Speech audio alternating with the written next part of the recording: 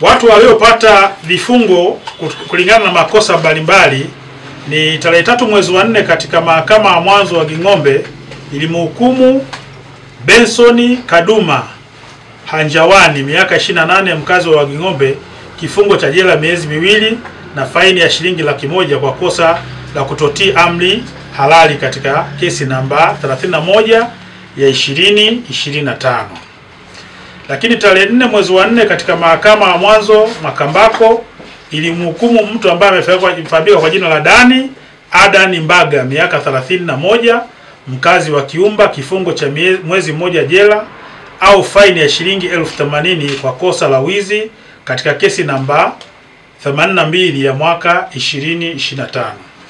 Tarehe 8 mwezi wa 4 katika mahakama ya mwanzo Makambako ilimhukumu Emmanuel Chachega miaka 22 mkazi wa mtaa wa Bwawani kufanya usafi ofisi za serikali kwa kipindi cha miezi 2 kwa kosa la wizi katika kesi namba 78 ya 2025. Lakini tarehe 8 mwezi wa 4 katika mahakama ya Ging'ombe ilimhukumu Bosco Shukrani Mkungilo wa miaka 21 mkazi wa Makambako na Chesco Francis Nkula miaka 23 mkazi wa Ging'ombe kifungo cha miezi 4 au faini ya shilingi 300,000 kwa kosa la kuvunja nyumba na kuiba katika kesi namba 34 ya mwaka 2025.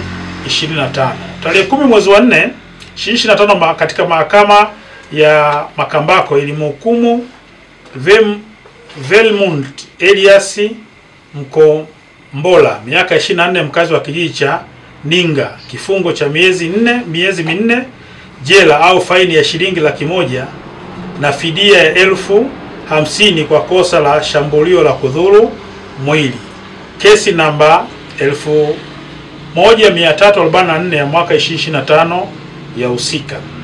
Lakini tarehe 16 mwezi wa 4 katika mahakama ya mwanzo Ludewa ilimhukumu Julius Luoga miaka 43 mkazi wa Ludewa kifungo cha miezi 18 jela na viboko 3 kwa kosa la kutishia kuua kwa maneno katika kesi namba 15 ya 2025.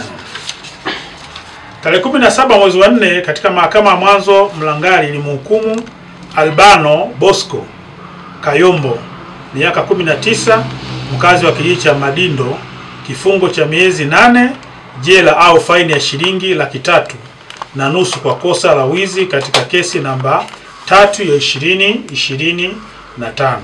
Tarehe 28 mwezi wa 4 mahakama ya mwanzo Ludewa ilimhukumu Yesa Stefano Ngingo miaka 26 mkazi wa kijiji cha Ibumu kifungo cha miezi 5 jela kwa kosa la shambulio na kuingia kwa jinai katika kesi namba 316 ya 2025.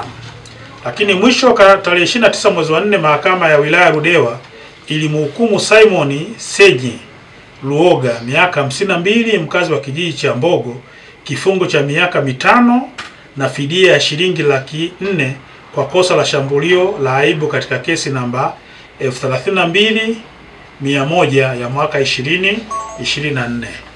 Jeshi la polisi mkoa wa Njombe linaendelea kutoa wito kwa wananchi wa mkoa wa Njombe kuacha tabia ya kujishughulisha na uhalifu, kwani haitosita kuchukua hatua kwa mtu yoyote atakayebainika kujihusisha na uhalifu. Lakini vile vile tunaendelea kutoa wito kwa watu ambao wanahusika na masuala mazima ya usajili wa simu hasa maeneo ya vijijini. Wananchi wasiwapuuze watu wote wanaokuja kama mafreelancer kwa ajili ya kupandisha binara ya simu. Watu hawa kwa uzoefu wameonekana wengi wanatumia mwanya huo kufanya matendo ya uhalifu kwa kuiba fedha kwa njia ya mtandao kupitia kwenye simu za wateja ambao wanawahudumia. Nawashukuruni sana.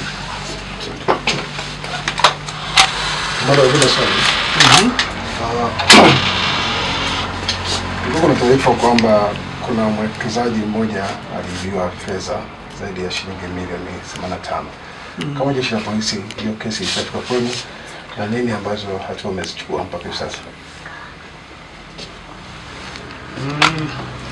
Ni kweli tuna tukio la namna hiyo, na jeshi la polisi linaendelea kuwatafuta hao watuhumiwa. Mwanzoni tulipata CDR kwa ajili ya watuhumiwa, na mahali alipokuwa tulimkuta akiwa ametoka muda mchache. Kwa tunaendelea kumfuatilia, na tutakapomkamata tutatoa taarifa kamili kwenye vyombo vya habari. Tumeitana hapa kwa ajili ya kutoa taarifa kwa umma juu ya kazi zilizofanywa na jeshi la polisi mkoa wa Njombe katika kipindi cha mwezi wa 4 2025. Jeshi la polisi mkoa wa Njombe limefanya operesheni na misako katika maeneo mbalimbali ya mkoa wa Njombe na kufanikiwa kukamata watuhumiwa 40 kwa makosa ya mauaji, wizi wa pikipiki, uvunjaji, kuingia nchini bila kibali na ukiukwaji wa usalama barabarani. Vielelezo au mali zilizopatikana katika operesheni hiyo ni pamoja na pikipiki 1, TV tofauti 11, redio pamoja na kete za bangi zipatazo kete 80. Jeshi la polisi mkoa wa Njombe limefanikiwa kumkamata mtu ambaye anafahamika kwa jina la Ayubu Danieli Liawane, miaka 30, mkazi wa kijiji cha Udonja, kwa tuhuma za mauaji ya mtu aliyofahamika kwa jina la Flahini Patrick Kingima, miaka 40. Chanzo cha mauaji haya ni mgogoro wa ardhi, na mtuhumiwa alimuita marehemu eneo la mgogoro, na ndio huko alipotekelezea matukio hilo. Upelelezi utakapokuwa umekamilika, basi mtuhumiwa atafikishwa mahakamani.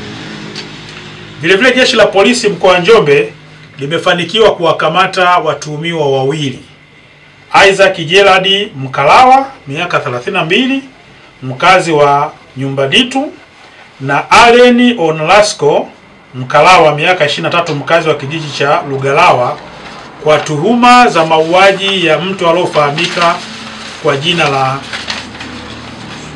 Ayubu Juma Ngili. Huyu ana miaka 32, mkazi wa kijiji cha Lugalawa. Chanzo cha tukio hili ni watuhumiwa hao 2 walijichukulia sheria mkononi kwa kumshambulia marehemu kwa tuhuma za wizi wa msumeno wa kuchania mbao ambao walikuwa wakitumia. Upelelezi wa shauri hili utakapokuwa umekamilika, watuhumiwa watafikishwa mahakamani. Vilevile jeshi la polisi limefanikiwa kumkamata mtuhumiwa ambaye amefahamika kwa jina la Meshaki Jafeti, miaka 25, mkazi wa kijiji cha Matamba, wilaya Makete, kwa tuhuma za mauaji ya Modesta Nguvila. Huyu ana miaka 40, mkazi wa kijiji cha Magoe. Chanzo cha tukio hili ni wivu wa mapenzi, kwani huyu mtuhumiwa alimkuta huyu mpenzi wake akiwa kwenye nyumba ya mwanaume mwingine, jambo lililopelekea yeye kujichukulia sheria mkononi. Aidha, jeshi la polisi mkoa wa Njombe limekamata watuhumiwa 2 ambao ni watuhumiwa sugu wa wizi wa pikipiki. Mtuhumiwa wa kwanza amefahamika kwa jina la Josefu Lulandawa, miaka 40, mkazi wa mtaa wa Ramadhani Njombe, na mtuhumiwa wa pili amefahamika kwa jina la Brown Yuda Lulanda, miaka 25, mkazi wa Mbalali Mbeya, wakiwa na pikipiki yenye namba za usajili MC 568 EKY aina ya Haujuen, mali idhaniwayo kuwa ni ya wizi. Sambamba na hilo, jeshi la polisi mkoa wa Njombe limefanikiwa kumkamata mtu ambaye amefahamika kwa jina la Fisha Mzumala, miaka 31. Huyu ni raia wa nchi jirani ya Malawi, akiwa anafanya kazi katika mashamba ya parachichi yaliyo katika kijiji kinachofahamika kwa jina Makoo bila kuwa na kibali. Mtuhumiwa huyu amekabidhiwa katika idara ya uhamiaji ili taratibu zingine za kisheria ziweze kuchukuliwa. Lakini katika kudhibiti mmomonyoko wa maadili, jeshi la polisi mkoa wa Njombe limefanikiwa kuwakamata watuhumiwa 2. Mtuhumiwa wa kwanza anafahamika kwa jina la Isa Amrani Kitalula, miaka 35. Huyu ni mkazi wa mtaa wa National Housing hapa Njombe, na mtu wa pili anaitwa Simon Joshua Mwalongo, huyu ni miaka 22, mkazi wa mtaa wa Kihesa, wakiwa na kete 80 za madawa yanayodhaniwa kuwa ni bangi. Lakini watumiwa hawa walikutwa wakiwa wana TV moja inchi 24 na simu 2 ndogo, mali zizaniwazo kuwa ni za wizi. Kwa baada ya upelelezi wa shauri hili utakapokuwa umekamilika, watumiwa hawa watafikishwa mahakamani. Kwa upande wa usalama barabarani, Jeshi la Polisi kupitia kikosi cha usalama barabarani limeweza kuzuia makosa mbalimbali ya ajali kwa kutoa elimu kwa madereva, wamiliki wa vyombo vya moto, wananchi na maeneo ya shule, kwa kuweza kufanikisha kupunguza makosa mbalimbali kwa kiasi kikubwa. Jumla madereva 4738 walikamatwa, lakini makosa haya yaliyokamatwa 4734 waliandikiwa faini na 4 walifungiwa leseni zao za udereva. Sambamba na hilo, Jeshi la Polisi mkoa wa Njombe limefanikiwa kumkamata Soset Linus Mligo, miaka 32, dereva na mkazi wa Mgendela, kwa kuendesha gari namba T 371 EAR aina ya Probox kwa uzembe na kumgonga Wema Ayubu Nziku, miaka 12, mwanafunzi wa darasa la 6 katika shule ya Magufuli, na kusababisha kifo chake katika eneo la kivuko cha watembea kwa miguu, mtaa wa Matamba, kata la Ramadhani, wilaya Njombe. Upelelezi wa shauri hili utakapokamilika, mtumiwa huyu naye atafikishwa mahakamani.